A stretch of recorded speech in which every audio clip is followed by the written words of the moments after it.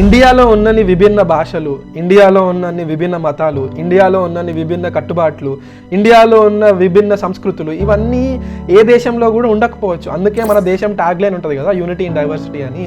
ఇట్లాంటి వైవిధ్యత మన దేశంలో ఏదైతే ఉందో అది మన రిచ్ కల్చర్ని ఇంకా రిచ్గా తయారు చేస్తుంది, రకరకాల పర్స్పెక్టివ్స్ని మన టేబుల్ మీదకి తీసుకొస్తుంది. ఇంత అందమైన వైవిధ్యత మన దేశంలో బతికుండాలి అంటే మనకి సహనశీలత అంటే టాలరెన్స్ ఉండాలి అంటారు. బట్ నేను అది ఒప్పుకోను.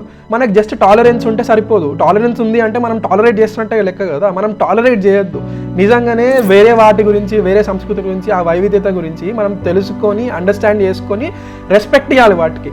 అప్పుడే ఈ రాజకీయ నాయకులు ఇంకా మనల్ని డివైడ్ చేయడానికి ఉన్న సమాజంలో ఏవైతే ఫోర్స్లు ఉన్నాయో వాళ్ళు చేసే బ్రెయిన్ వాషింగ్కి మనం లోబడకుండా ఉంటాం.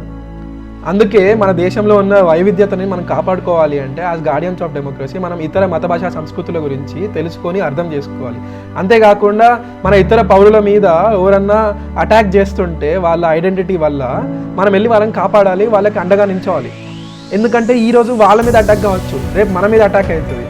మన రాజ్యాంగంలో ఉన్న ఫ్రాటర్నిటీ అంటే బ్రదర్హుడ్కి నిర్వచనంగా మనం అందరం బతకాలి.